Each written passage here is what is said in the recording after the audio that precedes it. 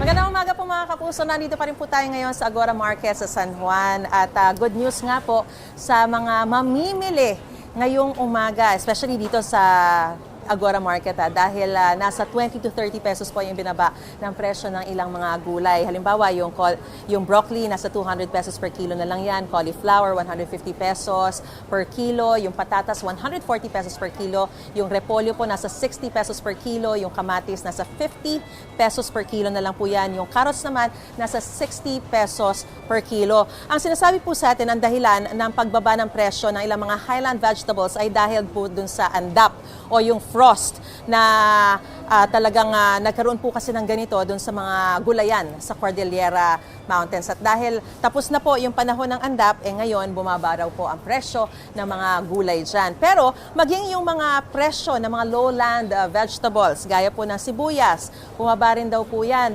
Nasa 140 pesos per kilo na lang yan. Bawang, nasa 140 pesos per kilo na lang din yan. Na ito po yung mahahalaga sa ating paggisa, no? At ang dahilan naman daw po kung bakit bumaba rin ang presyo ng ilang mga lowland vegetables ay dahil naman po sa panahon na ng anihan at inaasahan magiging mataas din yung produksyon o yung magiging maganda yung supply nito ngayong taon. Punta naman tayo dun sa ilang mga presyo ng ilang mga bilihin. No? Halimbawa, yung tilapia, nasa 140 pesos per kilo po yan. Yung bangus, tumaas po siya ng 10 pesos. Nasa 200 to 220 pesos na yan per kilo. Yung manok, tumaas din po yan. 20 to 30 pesos ang itinaas niyan. So, nasa 200 to 300 pesos per kilo na po yan. Yung baboy, 30 pesos po ang ibinaba. So, although generally po yan, pero dito sa Agora, hindi raw po gumalaw. So, nasa 320 pesos per kilo. Yung okra, 40 pesos ang ibinaba. Nasa 120 pesos per kilo na lang yan. Yung talong naman, nasa 20 pesos ang ibinaba. So, nasa 120 pesos per kilo na lang yan. O, ito good news sa mga mahihilig sa maanghang, gaya ko. Dahil bumaba po ang presyo ng sili.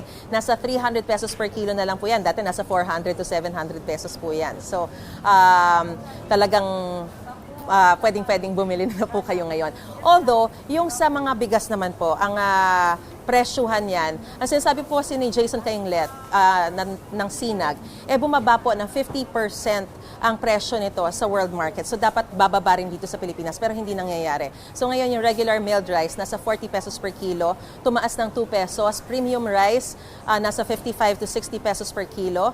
At ang glutinous rice, nasa 60 pesos per kilo. So, ngayon, alamin po muna natin yung sa loobin ng ilan nating mga kapuso na namimili dito sa Agora Market.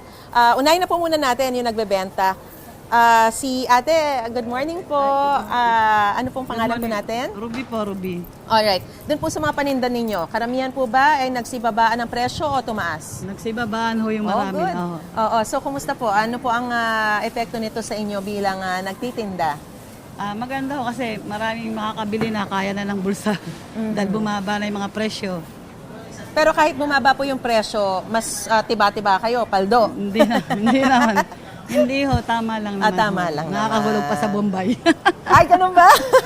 Pero inaasahan po ba na medyo magtatagal pa na ganitong mababa ang presyo? Oo, ma'am. O, yan. So, narinig na po natin. Pagtungtong lang bagyo, yan na naman, taas na naman ang gulay. Alright. Ay, nako, sana wag naman ganun, ha?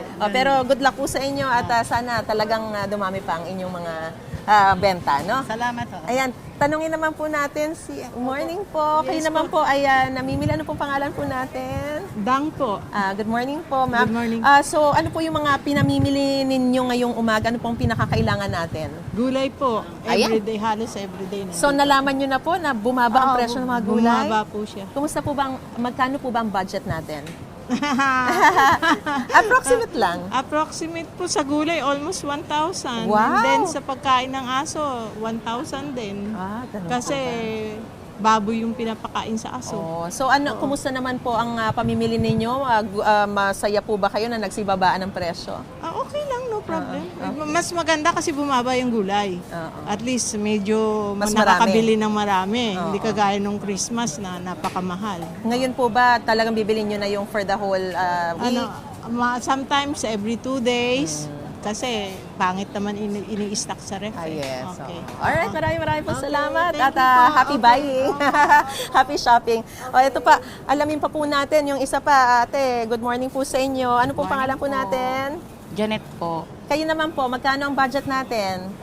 Bali ma'am, ito po para po sa school. Para sa school. Opo, So magkano sa budget Pedro ninyo? Cruz. 300 pesos po lahat. 300 pesos. So, kumusta naman po ang ating saloobin na nagsibabaan ng presyo ng mga gulay? Siyempre po masaya dahil bumaba na po yung mga presyo ng gulay. Alright, sige po, smile po tayo. Alright, thank you ate. So, yan po, masaya ang mga namimili, masaya ang mga nagtitinda dahil syempre bumaba ang presyo ng karamihan sa mga paninda rito. So, mas maraming nabibili at marami ring kita. So, yan po muna ang latest na sitwasyon mula pa rin dito sa Agora Market. Balik ko muna sa studio. Gusto mo bang mauna sa mga balita? Mag-subscribe na sa GMA Integrated News sa YouTube at tumutok sa unang balita.